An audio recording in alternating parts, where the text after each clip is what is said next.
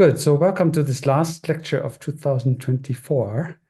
And so it's the second part B of what we started last week. It's looking at coupling among high dimensional fields to generate the basis for higher cognition. So last week we talked about binding, different notions of binding, and then we talked about joint representations that together with some coupling patterns are the substrate for bound representations, and then we looked at unbinding and rebinding and so on from that perspective. So joint representations are these sorts of things, that is, neurons that are tuned to qualitatively different kinds of dimensions. For instance, for the representation of motion, being tuned to some positional dimensions. Here, the horizontal one and the vertical one would be another dimension not plotted here. And motion direction, right? It's has different units. It's a different, qualitatively different kind of dimension. So when something is tuned, neurons are tuned to both of these dimensions. It's a joint representation of these parameters. And it's very common in the visual system that everything is tuned to spatial position plus some other feature value. So this is a very common form of joint representation. And in the motor domain, I mentioned this one example that neurons might be tuned to movement direction. There are actually concretely neurons like that, as I showed you one time, and they might also be tuned to movement amplitude, the extent of movement, which is typically not a Gaussian type of tuning. It's more ramp-like tuning. These are sort of the most common examples of that.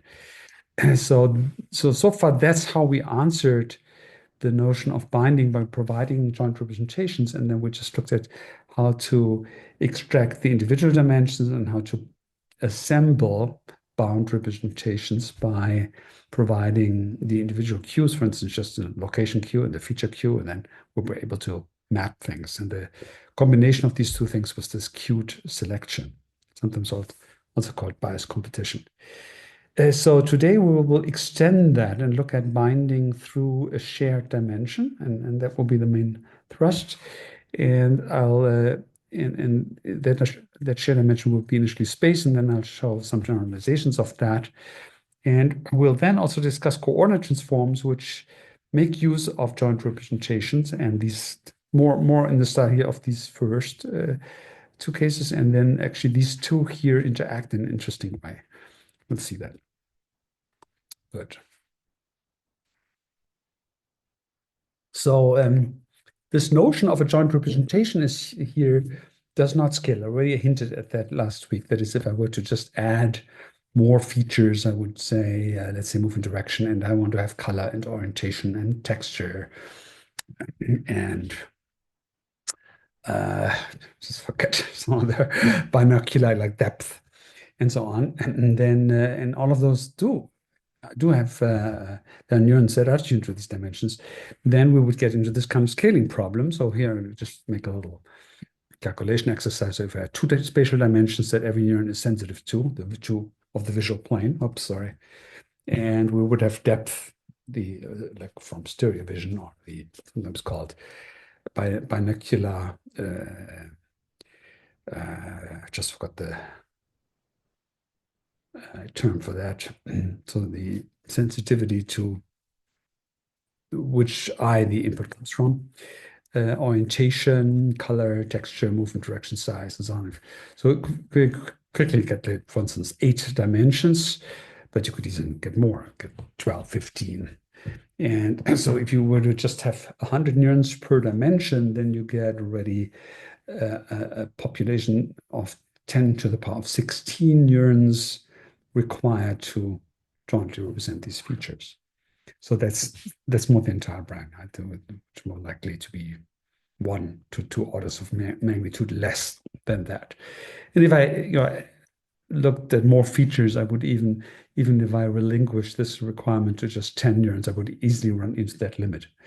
So one can't really think of all the different feature spaces that we know are represented in the cortex being combined with everything else. So there's no possibility to have joint representations. So the notion is that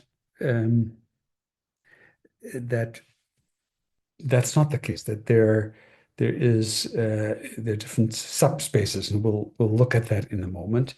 And Lennoxman also, remember last time I accounted for, I told you about misbindings, about the fact that sometimes one would remember the feature value of an object, of a separate object, as being associated with a given object. An object always meant something localized in space.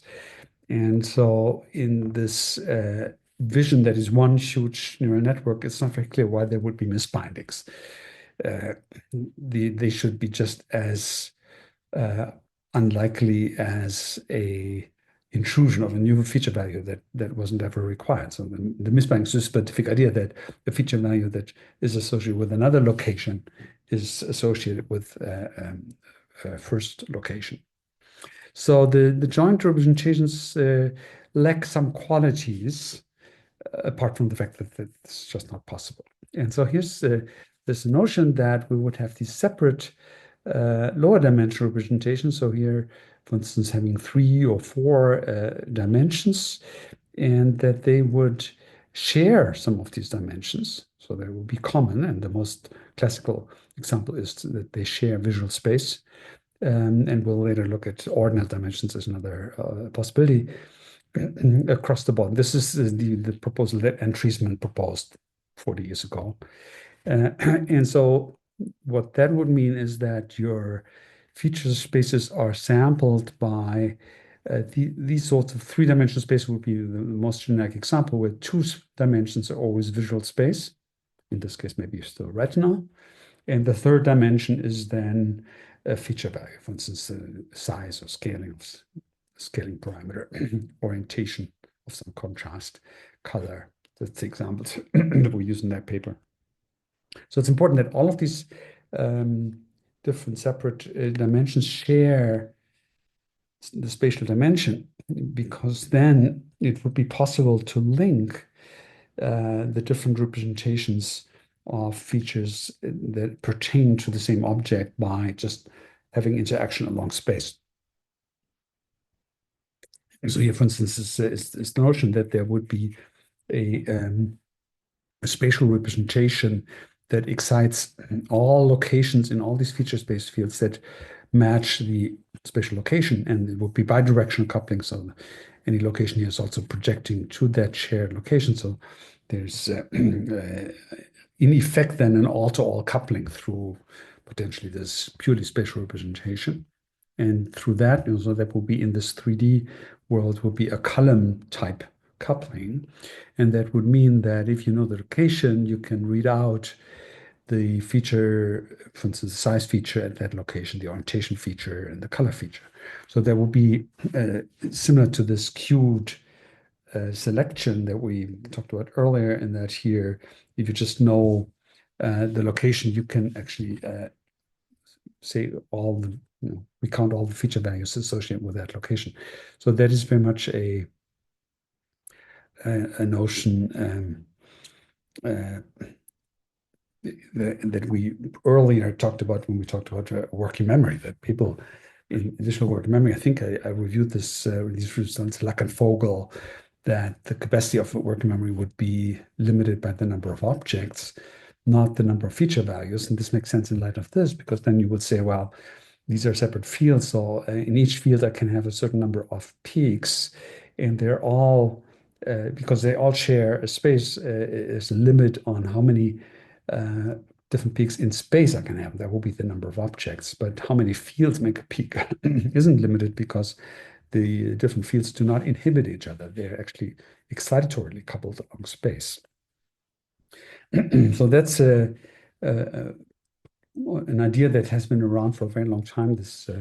And Treisman had this notion. She just did not, or this whole community did not really propose a thoroughly neural account for these phenomena, but then field theory fills that in, and essentially it's through the detection mechanism, selection and detection, that we can do the things that in this old work was associated with writing something to a file or reading from the file. And so it's inducing a peak or doing this queued selection that I hinted at earlier. So here's a pedagogical example from the book It's always a debate how pedagogical it is, but I still kind of like this example, even though it's a bit artificial. Let's say if you have a one-dimensional, represent space one-dimensionally along this line here, just to make the graph simpler. And then the sort of a classical question would be, can you select the feature value of one item based on knowing another feature value? For instance, if I know green, can I tell which shape, which letter is green? And the answer will be, of course, S, the letter S. And so here's in a toy example, I have one feature dimension color and another shape here. I'm just sort of categorically aligning the different letter shapes somewhat arbitrarily. It's not the realistic model, just for the illustration. So that these kind of inputs make these 2D inputs here. That is, at each location, you have the corresponding color in this field. These would be 5 peaks here. And here you would have the corresponding shape, and they are arranged to be equidistant along the shape dimension. And so if you want to probe this binding, so similar to the Treisman experiment that I showed you, where you, of course, it's trivial if you have the stimulus present, but if you were from working memory, you would have to answer the question, which shape was green. And so the Q would be a peak in this hue field that makes a ridge in that particular field. And through the spatial interaction, it would create a spatial activation pattern in a purely spatial field that reciprocally activates all the locations, or just this one location across all fields at which the cued item created a peak. And this will be a moment later where we'll have that peak, and now the peak makes gives the possibility to create peaks everywhere where the vertical pattern overlaps with the 2D input, and this item at that location would therefore generate a peak, create a peak in the shape field, and that's how you would get that answer that it is S. You see that there's also a ridge here because the coupling is always bidirectional. So once this peak has been selected, the bidirectional coupling makes that there's also this ridge here, but doesn't really have any additional function. So that will be how you get. So this will be an example where you see that the different feature values are bound. They're bound through space, but you're not actually asking about space. You're just using space to to activate this binding. So this is what I initially, with this example with the toys, tools, you might remember last week on a desktop, I was alluding to something like that, where you would say, the red cutter, and you know it because you know there was an object here at this location, and you have stored the properties of this object, that it was a cutter and that it was red. I even remember that long-term memory. Good. So this is a very general notion. In the working memory literature, there's a lot of work on that. I already hinted at the Lacan-Vogel idea that it's by the working memory dominated by locations, they call that objects by locations. And if you have this form of distribution across different fields, then that means that you cannot reset working memory directly from input, because then you would have a binding problem. You wouldn't know which location goes with which feature. And so the way this is done, we propose, is by selectively attending to objects one at a time. We know that is necessary to create working memory. So for instance, if this is your visual scene, you have a color space field, one-dimensional space color, and you have an orientation space field. So this again is space orientation. So the direct input from the visual scene into these joint representations makes that 3 peaks or 3 locations with input, let's say, are activated. This corresponds to the leftmost and red, and this one corresponds to the middle one and green, and this one corresponds to the rightmost and blue. And similar for orientation. So this diagonal here is on the left, and then the vertical one is in the middle, and then the other diagonal is here at the bottom. Now, if you wanted to transform this into long-term memory, you would have to create now a peaks in a selection of fields right over here, where peaks of activation are sustained. They're not driven by these inputs. And in a little while, we'll actually see that the space over which the memory is formed is not retinal space. In fact, when you do a task like that, you will be shifting around your gaze all the time. You typically select the items by gaze shifting, and therefore the working memory is not stable or not functional if it's in retinal coordinates. And I'll explain how that is done. Here, for now, I'm ambiguous about how exactly that is computed. It will be a question of what spatial information comes in here.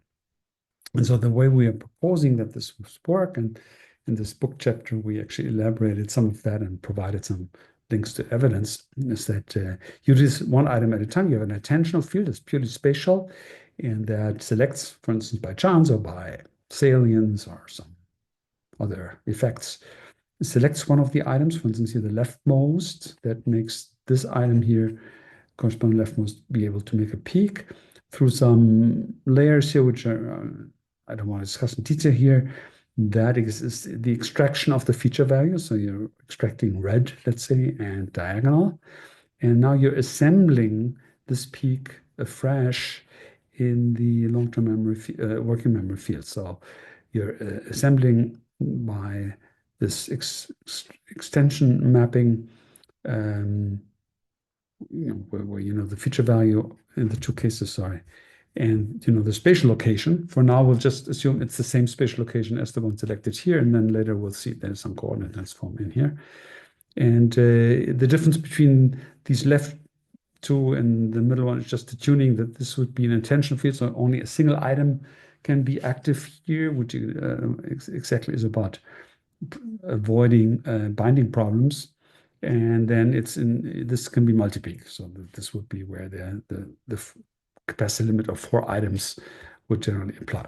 And so once you have generated these peaks, they provide through the same mechanism the inputs here to the working memory. Do that for the second item, same logic, would be now the middle item, and also feature value here, green and vertical, create these peaks, and that's how you generate this peak. And somewhere in between, the right item was already handled. You can see here the binding problem, right? You see that where these ridges overlap, there would be, because of the spatial, you also have a spatial representation of these items in long-term memory, on where items are. And that means there is a possibility here of having these misbindings, but usually it would not happen because one item at a time is generated here, and that would bias the system to just generate the peak at that location, which gets more conversion input than any other location.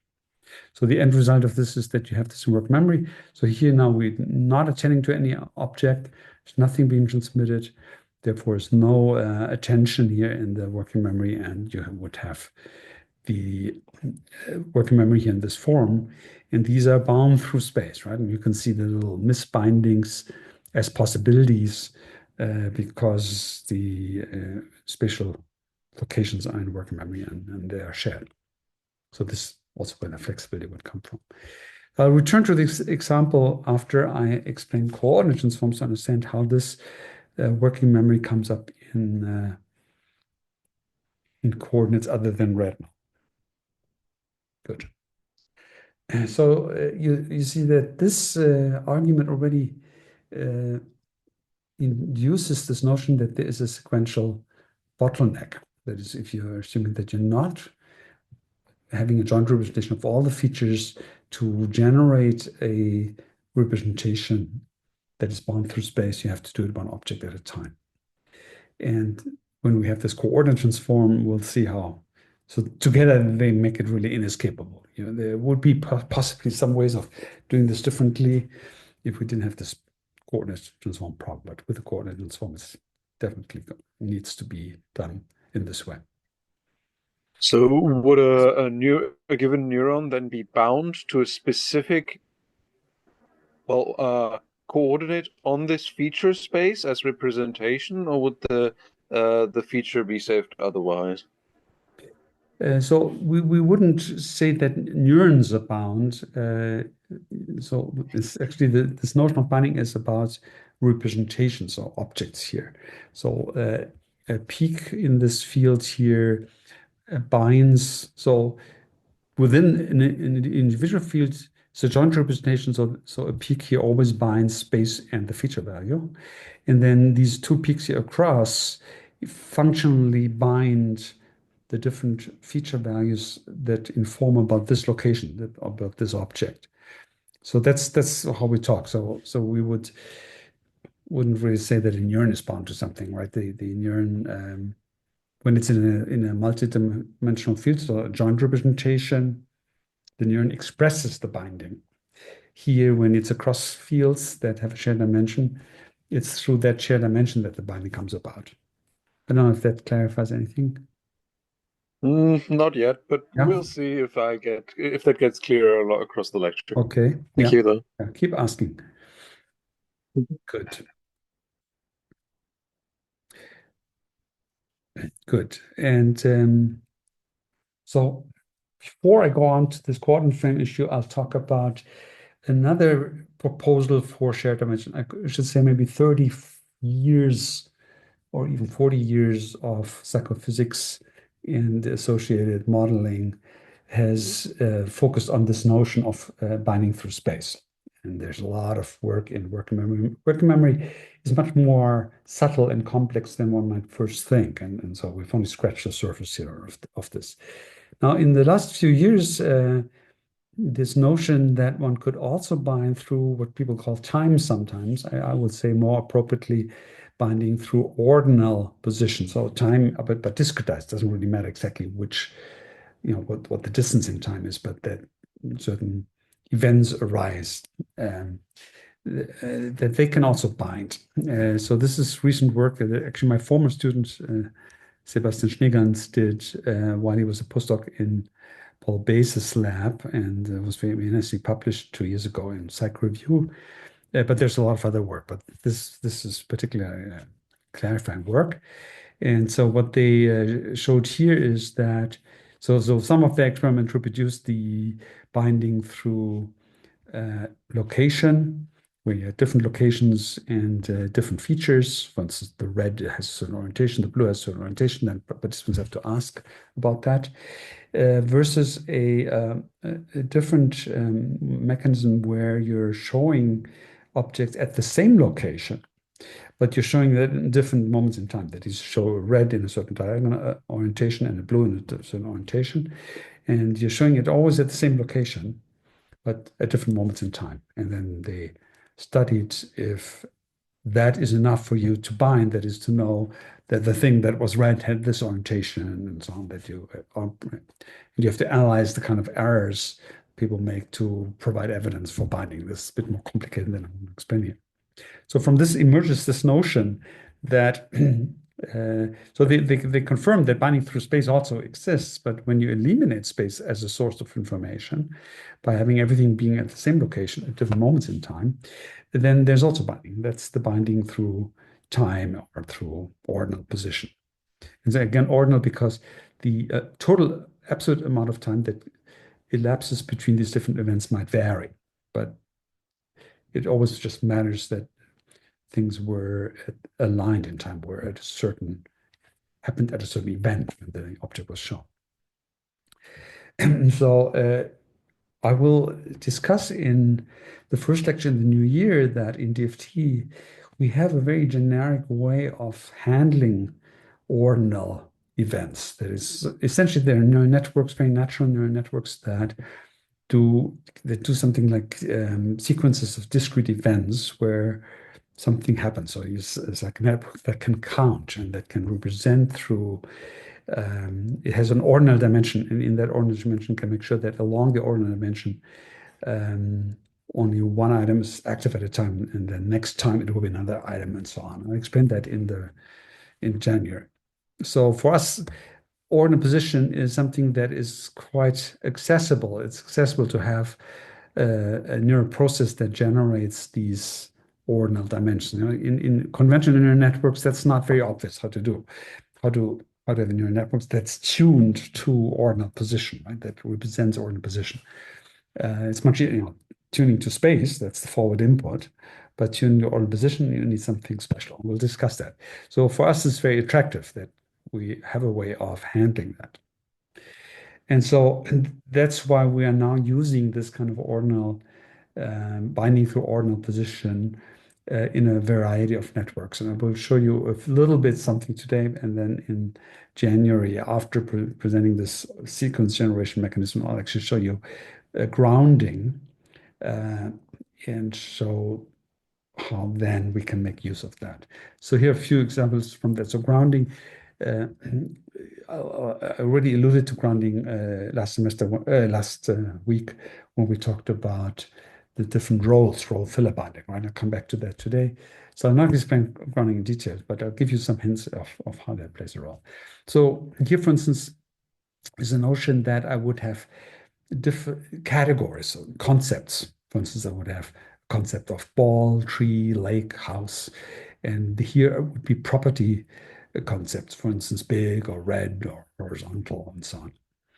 And one interest might be to be able to bind different categories together. For instance, I want to express that there's a red ball, not a red tree, not a red lake, not a red house, but a red ball. And this is you can imagine an important topic in higher cognition, that we can combine concepts. So like when we say the phrase red ball, we know the red is a property of the ball. And we can be very flexible about that. Again, the pink elephant, I mentioned that before, that maybe some concept you never thought of, but you can compose a concept by combining for the first time these two kinds of notions. And therefore, the idea to have a joint representation where there are different neurons for balls when they're red and balls when they're green or whatever, that doesn't scale very well. It also doesn't explain some subtleties of psychophysics, but let's say wouldn't be able to explain how you can visualize a new composed object that you never thought of. And so the notion that we'll have here is that there's a hidden index dimension. We call that, unfortunately, index. It would be better to talk about the ordinal dimension associated with the object, so that you would have we think of the capacity along this dimension to be 4. That also makes sense in terms of working memory. So there are 4 variants of ball as the first thing that was mentioned, ball as the second, as the third, and the fourth. In the real model, sort of a periodic system, so that it's not absolute 1, 2, 3, 4. It's actually just relative. So after 4 comes 1 again, and it just continues to be shifted through the circular register. And so if you are activating the neural population, again, these are discrete populations, but they have these sort of slot-like dimensions that can be shared. And in that sense, they are also like neural fields. There can be competition within a field like that. So if ball is activated as number 1 and red is activated as number 1, as the first thing, that's how they would be bound. And you could now use the typical query to say, boost this system, bring up a peak here, and then through the binding through index, bring up ball. And so what is red? The ball is red, and so on. Can I ask something? Yes, please. Can we think about this like a 4-3 matrix? 4-3 matrix or not? Yeah, it's sort of like a matrix. Yeah, it's of course it's really you could think of these as still an activation. It's an activation field with some kind of discretization, and it's not so inside the matrix is only activation. So it's not like this. So we label the axis just because through the forward connectivity we know that there will be a peak of activation here in ball when some classifier made this a ball, and then I didn't explain how that happens. And for the index dimension, again, it will be this ordinal machine that makes that when ball is activated as a first, that index system made that there's a ridge there. But yes, it's sort of matrix-like and sort of still inherits, in other words, properties from fields, except that the dimensions are discretely sampled. But by being able to share them, they still have this property of fields. these coupling patterns among fields with the ridges and so on that still work here. In a moment, we'll see there can be tensors. That is, there can be a third dimension. Yeah, I'm going to go a little more deeply into that in the new year when I talk about grounding. But here I wanted to just point out the analogy. And for the determinant of the matrix in this case, for example, like the only diagonal connections. So this is still a neural field. That is, there is no. So the field doesn't really know about that, right?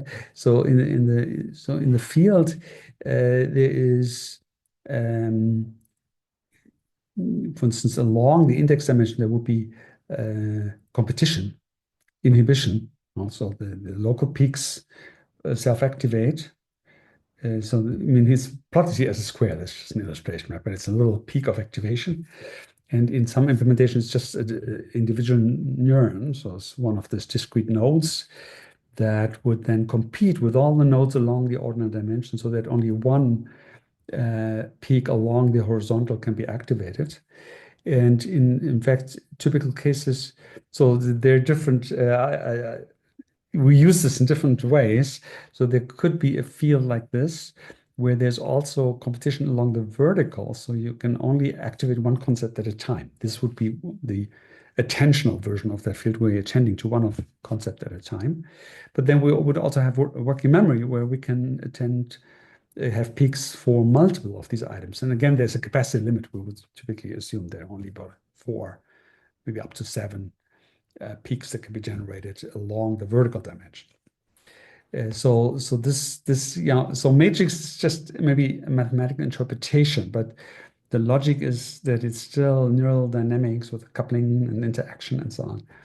And it's maybe just a way to interpret what's going on. So that these are along the diagonal is really just that this is in a simulation where 4 objects were attended individually, and then the plot was just done so that it's along the diagonal. It could be any other order as well.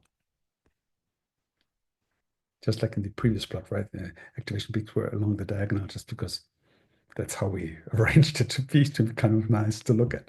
But there's nothing special about the diagonal here. Yeah, so here's an example. Again, I'll elaborate on that later, but this would be an example of the sort of stuff that we want to do with that, and that might be interesting to those of you who are know a little bit about cognition. So, for instance, a sentence like the tree that's to the right of the tree that is below the lake and above the house, a very odd, complicated phrase.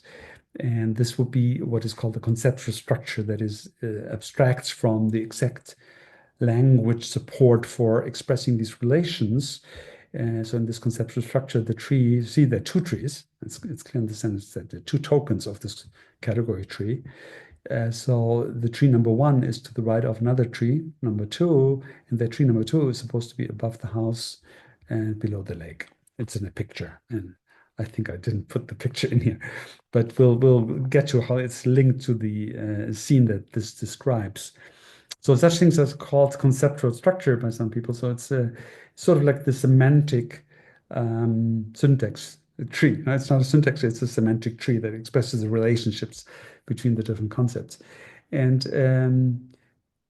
so that is a famous problem in that, oh, sorry, I had the wrong picture here. It's a famous problem in that sometimes called the problem of 2, how to keep track of the fact that there are multiple instances, or sometimes called tokens, of a category. And mentally, how do you do that in a computer? Of course, very easy. Just assign it to some register. You can put something into a flip-flop into memory, but in the brain, how do you do that? And so our proposal is that is done by this ordinal dimension. That is, as you're generating a phrase like that, maybe you're generating it through language machinery that we don't account for, or you're generating it because you are looking at a scene and describing the scene, and you're tending sequentially to the objects, that the object index will be sequentially activated. So the first time it's activated and the concept of tree is generated from, let's say, language processing, it makes a peak here. And then the second time the tree is activated, it's another token of tree, right? So the index gives you this place to put the token.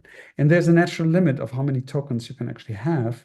And again, we always assume it's 4 plus minus something. That would be sort of the working memory capacity. Again, because these compete in typical situations.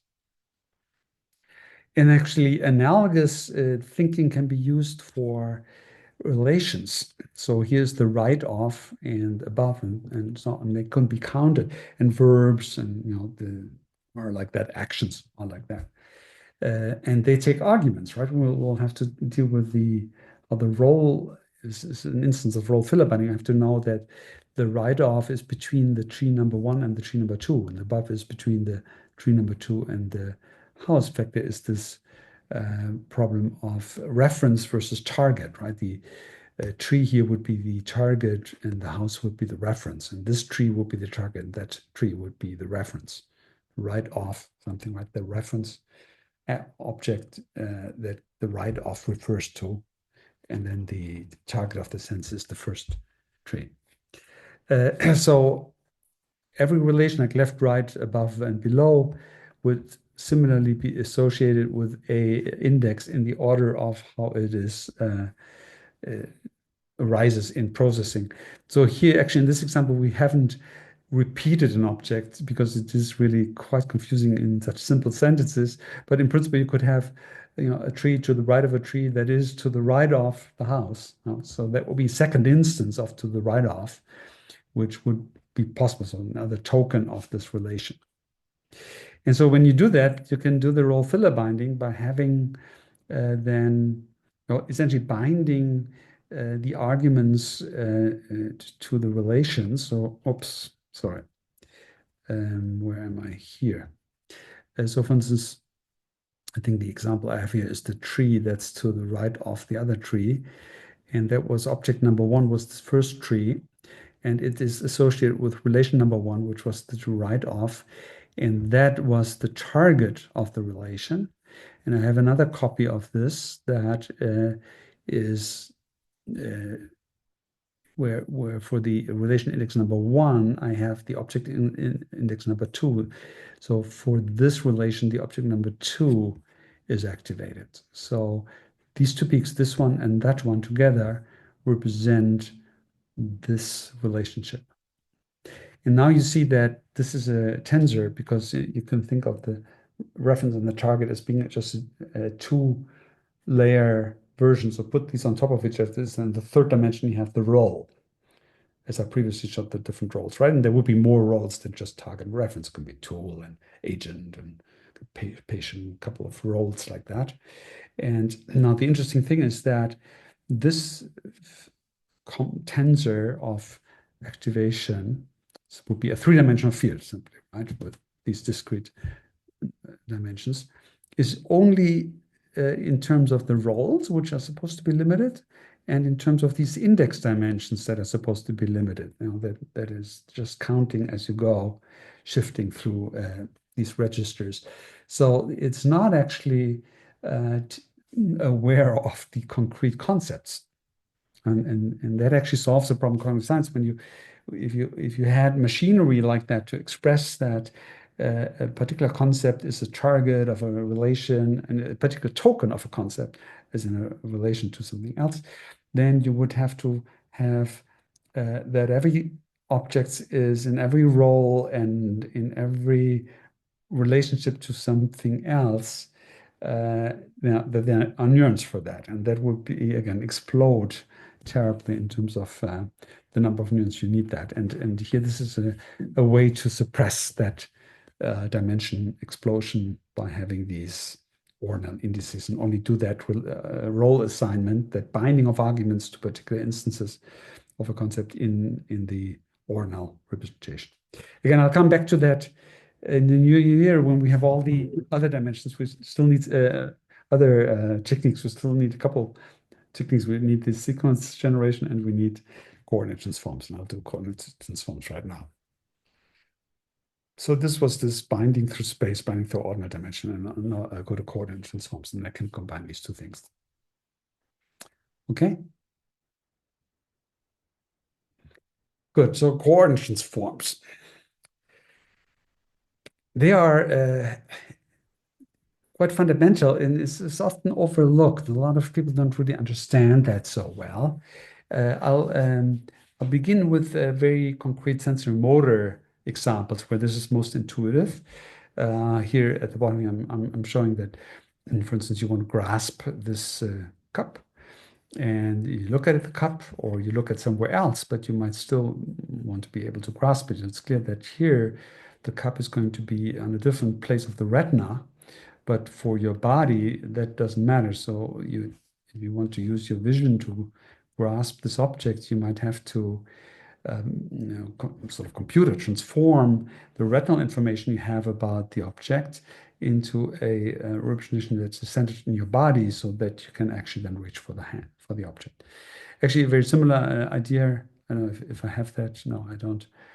If you could have this situation, but your hand's in different places. And therefore, the movement direction would be different when you approach the object from different locations. And what you would have to do is to transform the representation of the object in body space to a representation of the object in your hand position, your initial hand position space. That's also coordinate transformed like that. So the example with vision is maybe the clearest example. I don't know, do you see the video images on top of my slides, or you just see the slides? I see just the slides. Good. Because I'm worried about occluding the slide. So you don't see that. That's good. So I can assume you see the full slide. Thank you. And so I'll show in a moment that this is not only in sensory motor cognition an important issue, it's also in mental operations. And so here, illustrate that a little bit more explicitly. Let's say this is the visual scene. It's invariant here on the right, the same visual scene.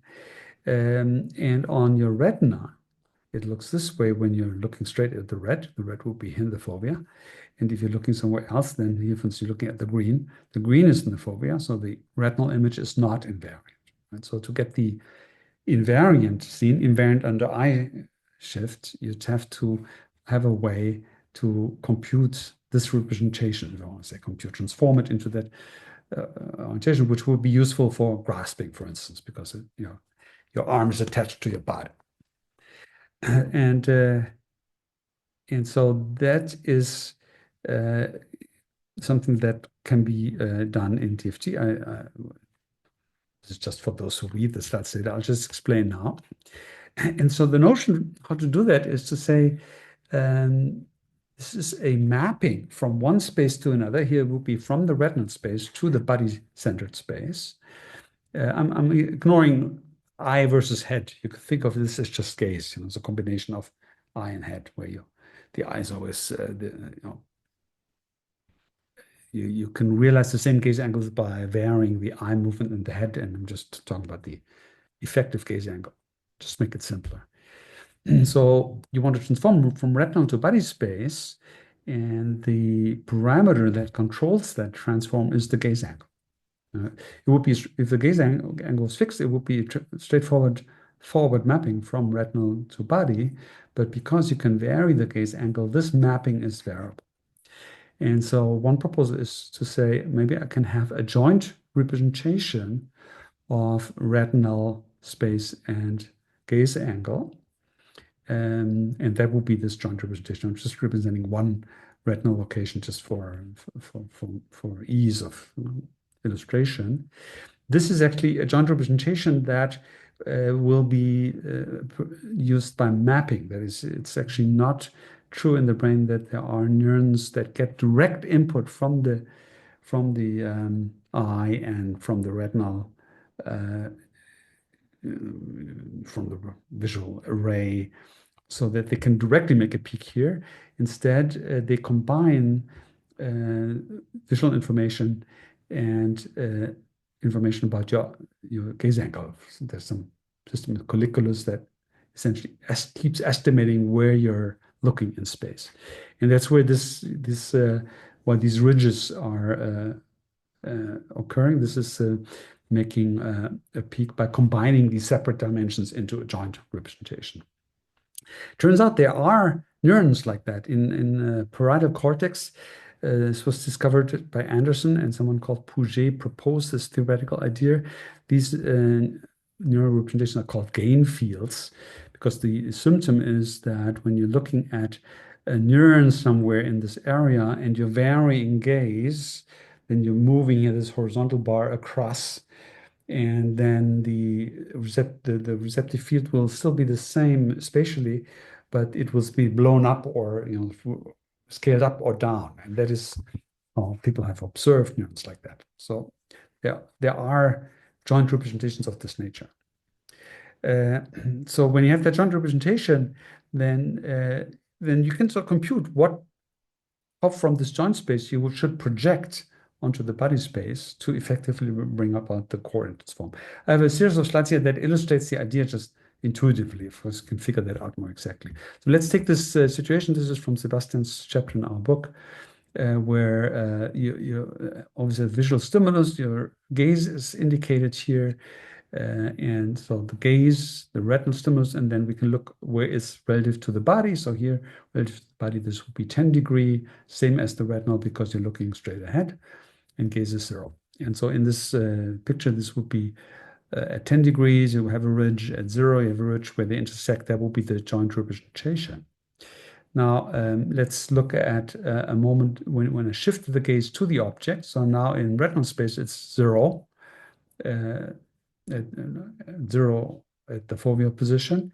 The gaze angle is plus 10, and it's still the same body-centered representation. So this would be the invariant here. And then, if you look back, this moved here to the left and this moved up. So you're moving along the diagonal. You do this one more time, you move gaze shifting somewhere to the left, and you find essentially that these always go in opposite directions, right? So as you're going down, you're going visually to the right. It's always for the same stimulus in the body-centered frame. So along this diagonal are the locations, the combinations of visual angle and retinal image simplified. It might be this is a linear approximation. So these are all the locations, combinations of gaze angle and visual array that correspond to the same thing out on the visual array. So if you project out diagonally, then you will be having the body-centered representation of the object. So on a different diagonal, I don't know if I have that. If you're on a different diagonal, like if you move this object around, if you move this object around here, there will be covariation. It would be moving here, and if this is fixed, then you're moving it along the diagonal. So this is what we actually do. We couple these three fields in bidirectional form. So this coupling was initially represented to generate the joint representation, but you can project out into this body-centered representation, but you can also actually project back. Have all the couplings bidirectional, and that means that you can now actually, for instance, predict where on the retina a stimulus should be if you know where you're looking and if you know where it's relative to your body frame. And here's a little video that illustrates the idea. So here's the retinal space, 2 peaks induced. The red line is prediction. And here's the gaze angle, which shifts here. And here's the body-centered representation. I'll play that again. So when the stimuli are presented, the gaze angle, oops, sorry, I clicked on the wrong thing. The peaks are generated and they induce this representation, which is invariant. And now a gaze shift occurs. And this is invariant. And what happens after the gaze shift is they predict where the object should be on the fovea. And in fact, in this little simulation, you see that the input is actually deleted. So now it's deleted. So now it's only prediction. So there is no visual stimulus anymore. So it's really prediction where the stimulus is supposed to be after the gaze shift. And this actually really happens neurally. So this is kind of amazing stuff.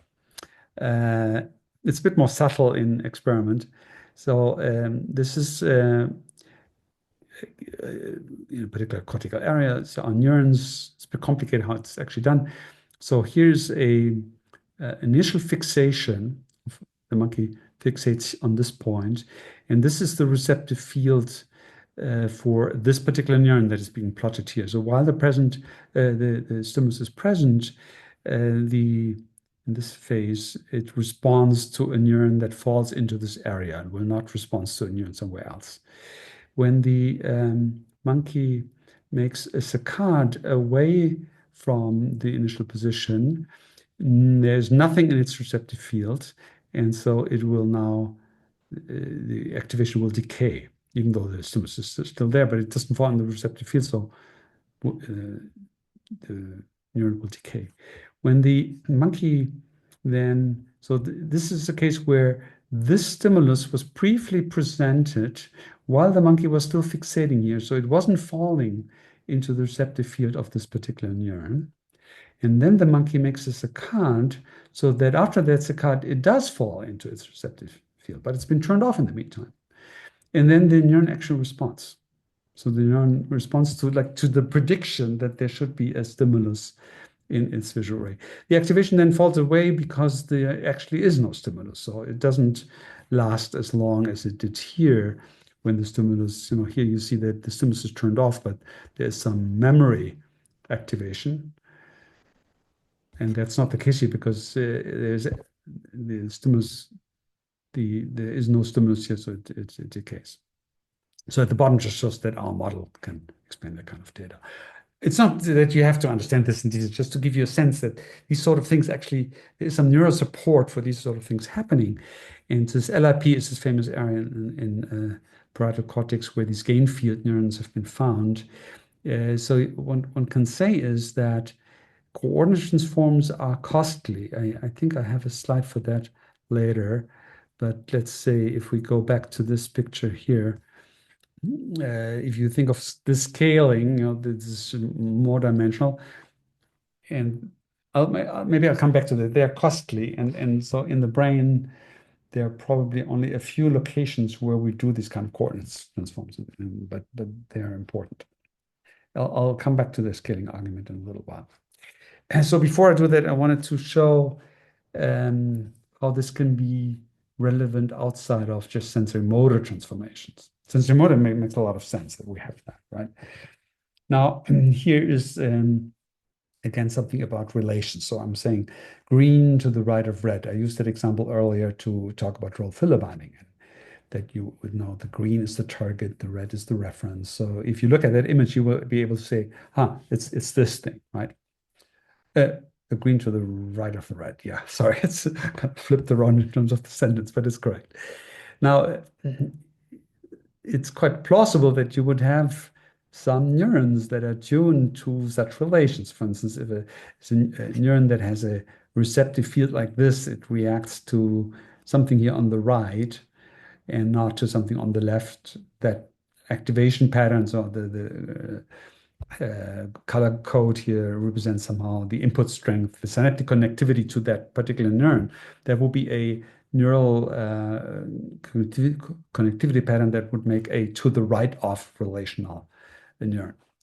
And so now, how do you actually use that to apply that to the scene? Well, this would only work if your reference object was here in the center, right? If this receptive field was applied to this location, then it would correctly work. And so that's the proposal. I showed that earlier, right? That it depends on the role. So this is concretely the proposal that we have these concepts here, these relational concepts, and we can apply them by transforming this visual scene, into a coordinate frame that is centered on the reference object, which would be the red here. So that here, so this is this coordinate transform machinery, this LRP field that I just showed. So this would be now the target field represented centered on the reference field. So centered on this, right? So the target shows up here on the right, and now it falls correctly into the neural operator for to the right of. So that is a mental cognitive use of coordinate zone. This person Pouget, when he proposed these kind of ideas, this was actually before some of the neural data were known. He actually provided some arguments for things like that existing. These were neuropsychology arguments. So, for instance, there are some people, you're familiar with hemi-neglect. I assume some of you might know that some people have some forms of stroke, have a difficulty attending to one half of the visual array. It's actually also interesting sensory motor, if that is really gaze-centered or is it actually often body-centered or sort of head-centered. It's actually more typically body-centered and can even be space-centered. That is, they will always have a hard time, for instance, attending to the right half of a drawing, even though where exactly the drawing is on their retina or exactly where is it in front of their body can be varied. It's kind of already interesting, right? And so some of the exotic cases, but there are cases where people have essentially have a hemi-neglect for words. So they can only read the left half of a word. They don't see the right half. And it doesn't matter where they fixate. It's sort of word-centered. Right? So it's a suggestion that, in similar for objects, that there are some representations in the brain that transform these words and other objects into a reference frame that is centered on something, for instance, on the center of the word, for some processing, because you might have only certain kinds of neural networks to deal with words that are tuned, that are assuming something about the position of the word in that neural network. And because they have this particular lesion, then the right half of the network that deals with the right half of that word is defect, and they can't deal with that. So that would be an example of a signature of coordination zones like that. It takes a bit more to understand all the details of that. So even in higher cognition, these coordination zones play a big role. And in our most recent work that we might get to, and Minsyuk actually is working on that, who's your exercise tutor, we use this in analogy when you build analogical relationships between things, where you have to look at what relative to what is something to, and we'll use exactly that. I'll end the lecture today by showing how deep networks don't do it this way. Good. So now let's combine these two things, and that is perhaps quite interesting.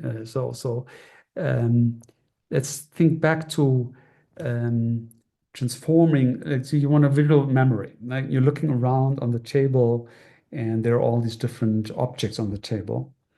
And now you want to build a visual work memory that is supposed to be independent of where you gaze. So you could manipulate that, or just naturally you will be gazing at different things. You can still tell where in the scene different objects were, and bind their feature values together. Now, so that must mean that you're able to coordinate transform the visual array you had into different frames, so that now you can say, even though you're looking somewhere else, where the object is in the outer frame, let's say, or in the body frame. And so if you were to do that with this kind of machinery, you would actually need you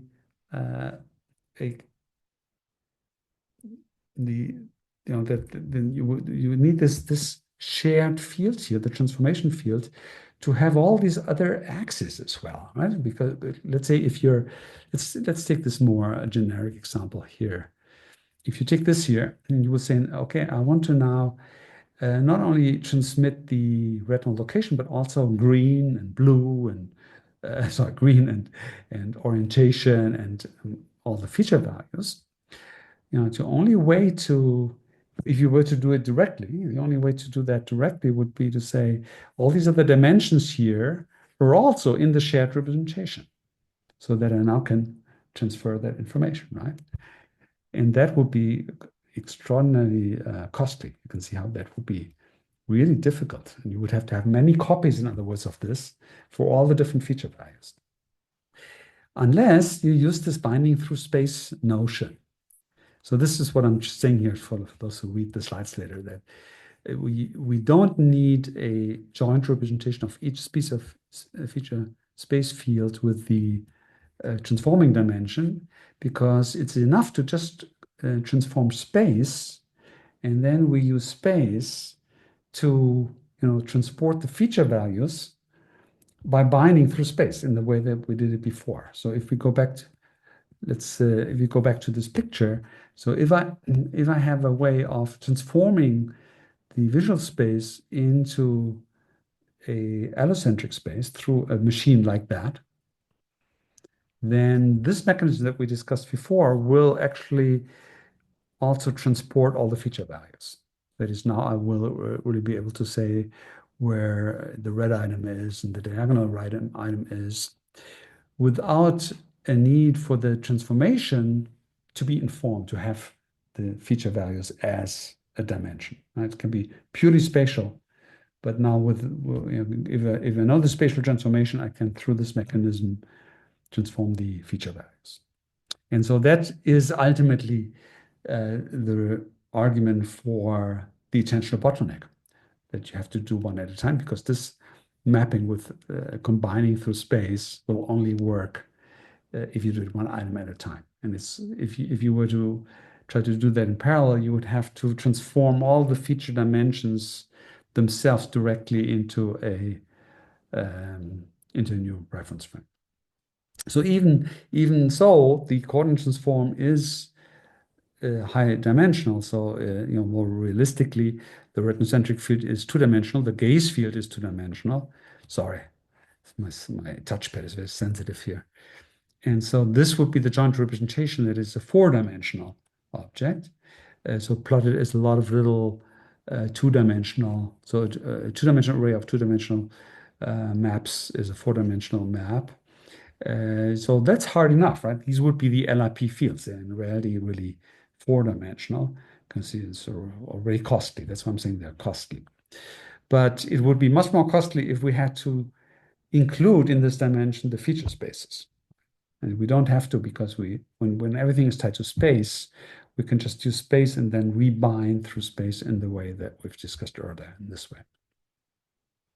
Yeah, so that's really the argument for the attentional bottleneck. So in that sense, DFT, through this particular feature of the coordinate transform, has a real argument why there has to be an attentional bottleneck. Some of you might know that there are a lot of theories that postulate that, for instance, ACT-R and SOAR, and these are cognitive architectures, and these cognitive architectures have a attentional bottleneck where one object is operated on at a time, but they could as well not have it, because they don't really need it. They just say, because it's there, we model that. But here's a real sort of a neural argument why it has to be there, because it would be an explosion in the neural subset we would need to transform all the feature values at the same time. I don't know if Sven wants to ask this question again, or is that clear now? I think it's clear. I was wondering about something else. Can a certain feature space only encode one feature, or is there a possibility that it might encode different types of features, say with frequency of firing or something like that, or phase? Yeah, so again, in neural terms, so if you think of a neuron in, let's say, visual cortex and some of the primary sensory cortices, then to say a neuron encodes more than one feature dimension really means that it is sensitive to more than one parameter. And it's this routine, as I was saying, that they're all sensitive to retinal location. So they always co-represent the feature value they are sensitive to and retinal location. So that's already co-representing. Beyond that, there isn't much. I mean, there are some dependencies like that. So you can find that there are, for instance, would be dependent on two feature dimensions, like this line length thing, that you have an orientation, but it's also a scale issue. So how long the bar is the neuron is also tuned to that.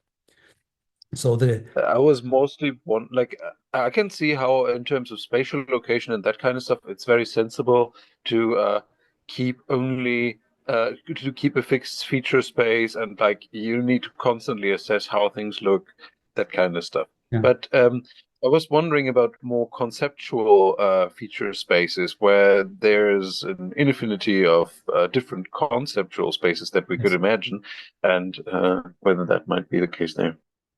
Yeah, so let's say let's take this pink elephant example again. Let's say you have a really inherent tune to elephant, right? So you have some kind of grandmother cell in IT for certain categories. And we know it's not exactly like that, but it's population code in that so effectively some tuning to something like object identity. And now you want to say, well, okay, I also can represent that the elephant is gray or pink or blue or green. You can represent any combination like that, or small or large, or seen from the front or seen from behind, and so on. And so if you were to do this with a joint representation, that would mean that you really have a neuron for elephants when they're pink and for elephants when they're blue and when they're green. So separate neurons, right? So and when they're seen from the front or from the back and so on. And so it's very plausible that that would not be scaled well, and would also be surprising that something you've never seen before. Now, pink elephant again is quite common, but yeah, green elephant maybe you never saw one, or I don't know, some other funny value that you already have a neuron for that potential. And so that would be an argument for why the notion that we would represent combinations just by having new neurons for every possible combination isn't right. That's this notion of a joint representation. I can make a little bit of a comment at the end. I have 2 slides for that, how that's done in deep networks. And there is actually a problem hidden there, I believe, even though they don't really think about these kind of issues. So for now, maybe this is an answer. I think I'm almost there, right? Yeah, I can transition right there. So we've covered all that. Oh, I thought this was going to take long, but we're actually quite ahead in time here. So I was actually going to end with this little thing, and it's kind of interesting that this was a real debate in the early 2000s. I mean, I'm referring to a special issue Neuron in 1999, so it's already 25 years old, where these psychologists and some neural modelers, like my colleague von der Malsburg, who was here in Bochum, the second chair, argued that the binding problem is a real problem and that one has to think about it. And other people like Tommaso Poggio, who was a pioneer for what is now called deep networks, even though it's not often cited, but he actually invented something important for that, argued that no, there isn't any binding problem in neural networks. And in hindsight, it was sort of a misunderstanding or miscommunication about what that binding problem really is. And so the notion of these deep networks, I'm just took from one of these review papers, a deep network which would get some input and has all these different layers that will ultimately make some categorization. And then the notion is that all these intermediate layers are hidden layers, right? And the hidden layers learn to represent whatever combination of features are needed to make the classification. That would be the idea. When they're taught by backpropagation, then the forward connectivity that emerges and that defines what the features are is essentially extracts all the features that are needed to classify the objects that come out of these. And so that would be like a joint representation, you could say, which says when this particular combination of things is there, I call it a cat, and this particular thing is present, I call it whatever another animal. Now, this first of all, it's already practically clear that this is not how it actually is done, because that actually would be, the whole training of these deep networks is, of course, not a biological process, right? This is just like a shortcut for evolution, right? In the brain, the networks are already wired in the embryo there. The overall structure of the brain is actually genetically transmitted, and it's just fine-tuned by experience. And so, in part, what these networks do is reproduce evolution. And there it's clear that this would be a gigantic task. In particular, would mean that you have to learn the relevant features to classify something as a particular object for any position of the object on your retina, and for any orientation of the object, any transformation of the object. And even though they use huge data sets for that, that is actually not realistic to do that. And so what they actually do is they just train a particular part of the network to develop the representations that are useful to classify cats as cats and dogs as dogs and so on. But and then they just copy those weights across the visual array. This is called weight sharing. On the computer, you can do that, right? Take the neuron connectivity pattern and just make many copies of it, so that it now generalizes across the visual array. And you can do this in more subtle ways as well. Biologically, of course, that's not possible, because biologically, the synapses are just emerged from the firing patterns of the neurons, and there's no way to say that connectivity strength I have, you guys over there should also have, right? There's no biological basis for that. So, for instance, a researcher called Fei Li, who's now at Google, I believe Google, or just Facebook, I don't remember, but in one of the big companies. And but she was earlier an academic, and she has done work on these relations that I alluded to, and done it in this brute force way. That is, she teaches a network what it means for something to be to the right of something, and does that with respect to specific locations. And then she just copies these weights across the visual array, so that wherever this combination of feature values arises, the system will be able to say it's to the right. So, in a sense, there is this joint representation implicit of all the complex feature values, not even clarified exactly which those are, hidden in these networks, and that has certain invariance properties by weight sharing. But it's still actually not really dealing with binding, because it actually doesn't really have any flexibility. That is, this would not be able to do a real misbinding. It will not be able to make a new association that was never trained and represent that. So when you actually go, and so this was on the Marsburg's argument, the pink elephant example he gave in his critique of this, and Treisman, who was alive at the time, wrote an article about that. So these deep networks will not actually make typical binding errors. They make some errors, but they're not about swapping feature values that, at this for different objects. In fact, the deep networks will typically not do any attention at all, even though they use the word attention for something else. They will say there is, a car here or whatever it is, and it's just because somewhere in the visual array there is a car, and looking up where the car is a separate process, not the neural network that does that. You can go back and look where the votes came for a car from, and then retrace and therefore find out where the car is. Or you can train the system to also localize, but it's not in itself actually attending to objects, and therefore it doesn't have any of this flexibility of looking for an object of a new kind that you never saw before. So in a way,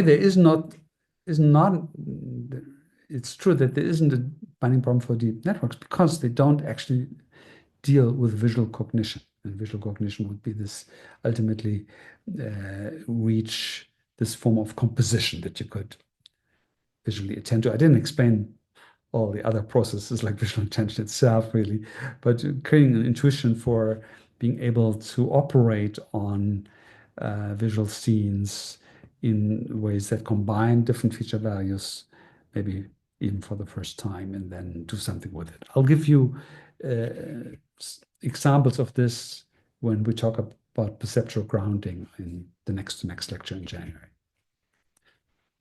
Yeah, so this is how I actually want to end. And so we'll do sequence generation next, then grounding. I might have something on analogy if I have time. And then I wanted to, what's the type of intentionally, I wanted to bring everything together and show you a complex architecture that does something like intentional states.